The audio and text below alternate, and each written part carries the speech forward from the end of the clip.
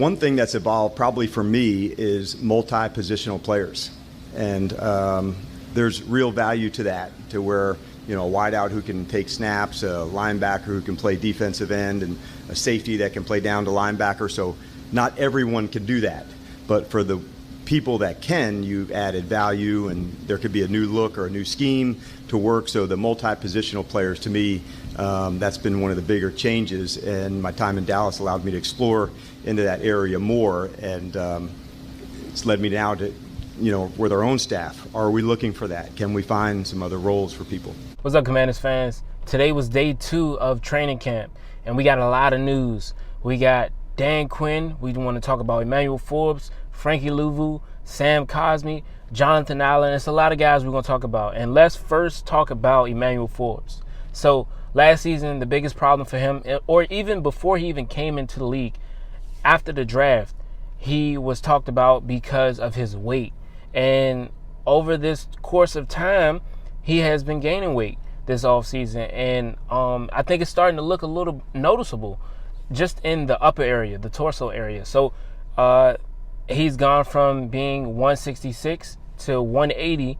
And I'm not sure where he is now, but we know he has made it to 180.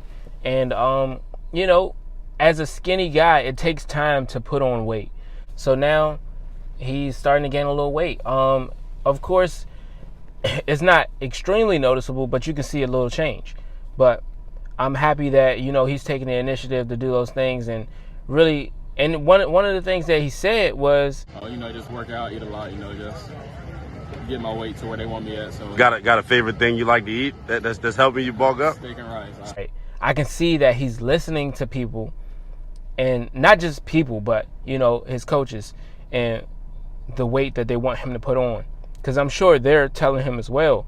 And of course, one of the biggest problems for him last season is not just getting beat, but it was the fact that he wasn't completing his tackles. He wasn't tackling. He wasn't making a good effort on each tackle. And it could be because of may have had minor injuries that we didn't know about. But besides that, we need you to tackle. And one way to really secure a tackle is some more weight, of course. But Forbes is doing that. And then also we seen today that they were putting Forbes on the punt return. So not just him, but also Jamison Crowder, Demir Bird, Jahan Dotson. They had guys like that out there, and surprisingly, they had Emmanuel Forbes out there. And of course, we seen it a few months ago. We seen it that they had him out there, and we thought maybe this was probably the end for him. They were trying to figure out what to do with him before they get rid of him. But this may just be something extra for him. That's one good thing that we can talk about with Emmanuel Forbes. He's listening, he's learning, he's changing, and he's doing more than one position. So he's making himself available, and I don't know if that's by choice or that's because they're trying to figure out what else they can do with them because they don't want to put him at the cornerback position just yet. But either way, we know it's development time for him. So we're going to see what happens with that. And then we seen Jazon Newton out there again, still practicing by himself. But we also seen Jonathan Allen.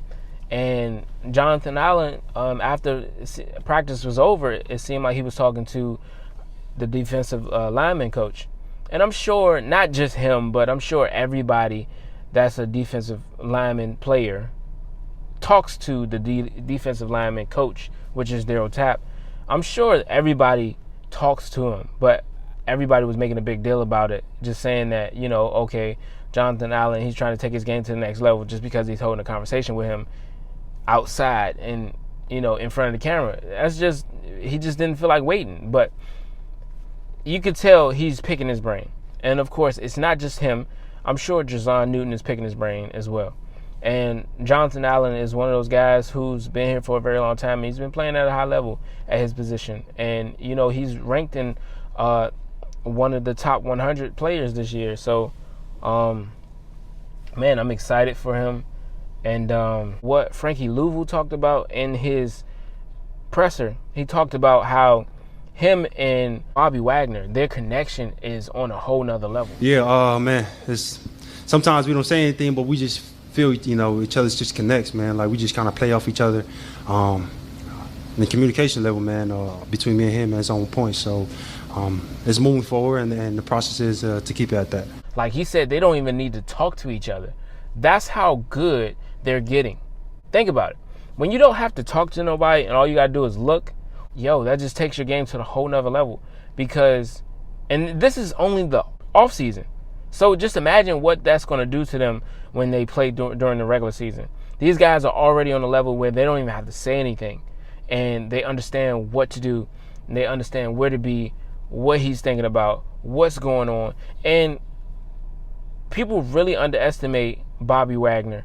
But every year he makes it to the Pro Bowl. Every year he makes it to being at the top of the league as a middle linebacker. And he has done his job very efficiently. And, of course, he didn't make it every single year. But you might as well say it. This is why they're so dominant, because they can pick up on certain gestures, certain cues, certain things that offensive linemen may do, running backs may do, twitches. Like, they can pick up on certain things that make them so great at their game. And, of course, Frankie Louvu has only had 2 seasons where he was really dominant. And that's because he was an undrafted free agent and he had to work from the bottom all the way up. So he has that mentality of the same mentality that Austin Eckler has. He has that same mentality of, I got to work for it, I got to earn it, and now that I earned it, I'm going to keep it. And that's the way that Austin Eckler works. And I love that energy, and I love the energy that Frankie Louvu has as well. And, Sam Cosmi came out and talked about how he wants to play this season.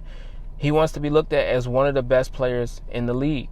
And he said he feels like he already is. And he said he's going to be playing dirty. He's going to be playing nasty. And he's not going to take nothing from nobody.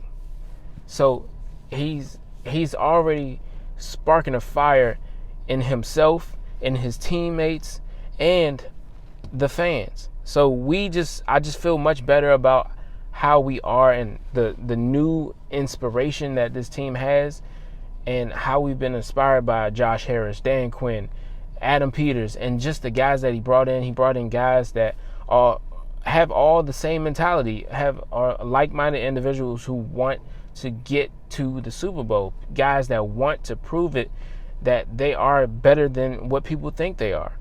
You got guys like Frankie Louvu, undrafted free agent. Then you got Jamin Davis, a guy that's been here for a while, and still people don't put him to where he is one of those great players. We still think we need a lot more from him, and we do. And then you also got a guy like Bobby Wagner, a guy that's been counted out because he's old. And then you also have a guy like Jeremy Chin, a guy who in the first year of him joining the Panthers, he was great. And then over time, you can tell they started to use him differently and use him wrong. And he's pissed off. He said it. He's pissed off. He wants to be used how he's supposed to be used, and he wants his talents to show. And he's in the right position for that, because Dan Quinn knows how to use guys and bring out the best in guys. And you can see what he's done with Dallas. So you have guys like that. Then you have Deron Payne, a guy that didn't really show out last year like he should have. You got a guy like Dorrance Armstrong, a guy that hasn't really had the opportunity to be a starter. And now he comes here, and now he can show his talents that's been held back over the years. And then it's just like, we have a lot of people that's been counted out on this team.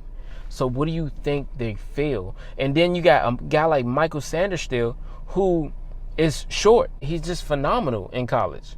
So now he gets here, and he's only been a cornerback for about 2 years.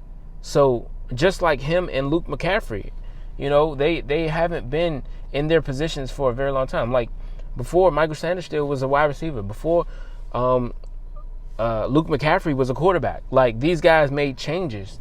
And just in the small amount of time that they made changes, they have been great. So imagine what they're going to do when they come here and then they keep building on that. And then Luke McCaffrey is a guy that looks up to Terry McLaurin, and he's been studying him, and an article came out by Zach Selby that said and talked about how Luke McCaffrey feels about Terry McLaurin and how he looks up to him and he tries to do and implement everything that he does because he wants to be just like him or even better.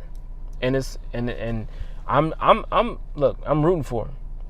I'm rooting for everybody on this team. And then you got Jaden Daniels, the guy that went to Arizona State, played there for a few years, and then switched over to the transfer portal and then went to LSU. And it's like, yo, a guy that's been counted out, a guy that wasn't performing his best. Even in his first year at LSU, he still didn't perform his best. It wasn't until his second year that he went off at LSU. So a guy that's been in college for a very long time has been counted out because of his weight. And now he's changing everything. I just can't wait to see what we look like come the end of preseason. I can't wait. And then we got these joint practices coming up. And then, the season starts August 1st. And I can't wait to see football again. And I don't know about y'all, but I'm excited. I love talking about it, but I love actually seeing it too. And I love seeing it so much that I'll watch a rerun. So I'm just excited for what we have now, and I just feel much better. Like last season, I felt great when Eric Bieniemy came here. And the reason why I felt great when Eric Bieniemy came here, because I felt like we had hope. And we did. But the thing that we got wrong, and Sam Cosmi even said it. It's a pass-heavy, league, and running the ball just complements it. It keeps the defense true, and so if we're able to do that, it just helps not only us, but it helps the offense, helps just everything. So yeah, that's why. I mean, I don't know what our percentages were last year, but I think we're last in the league for attempts and rushing, and then like one of the highest in passing. And you saw where that got us. So, yeah. So what does that tell you? We didn't have a healthy balance of them both. So what happens when you don't have a healthy balance? You can't throw the ball. You make interceptions because that's all you're doing is throwing the ball. And guys know you're going to throw the ball. And it was just like it wasn't a healthy balance. So it was leaving us open for failure. So as long as we can create a healthy balance with running the ball and passing the ball, I think that's going to allow our offense. And like he said before, many people said it before, but the run game complements the passing game. So if you don't have that, you don't have a passing game. We got guys like Austin Eckler and Brian Robinson who are back there. And, people don't give Christopher Rodriguez his props, but he deserves it, man. And he can also do that. So don't underestimate him. And he's one of those guys. And I'm excited for what we have at the cornerback position. I can't wait to see who makes it out, who becomes a starter, because it's a lot. It's a lot in the air right now. But I've been hearing a lot. Today I heard about Mitchell Tinsley. And he stuck out today. So hopefully we can see who makes this wide receiver position. We might have 6, we might have 7 slots open, but who knows? We're gonna see how they feel about it, and eventually they're gonna have to make some hard decisions. But right now, we're still in the beginning of the training camp, and we're gonna see what happens. And I'm excited for this team, and I think today was another successful day for Jaden Daniels. Of course, he hasn't thrown a pick yet, but that don't mean he's not going to throw one, and that don't mean when he throws an interception that he's terrible. No, that means that the defense is kicking in, and the defense is ready to show up, and the defense is starting to show that, hey, I'm here, we're moving at the pace that we need to be moving. And just because the defense haven't showed up now don't mean this is it. You know what I'm saying? Like, this is what our defense is. Our defense is trash. No, that just means they're not on point yet. But when they get on point, watch. It's going to probably be some fights out there. That's telling you that, okay. And it might be because the guys that's been together too long. But it's going to get hot. It's literally going to get hot. And when it gets hot and when it gets tough out there and guys know your play, and they done seen it a few times, now you got to change it up. So we're going to see what happens. It's just the beginning. But imagine what happens when we see these same plays. What's going to happen? Guys are going to get got. And then imagine what happens when we put the pads on. Guys are really going to get hurt out there. Not just, physically, but mentally. So I'm excited for what we have. Just let me know how y'all feel about this. And it's day 2. So we got a long way to go. And by the way, I'm out.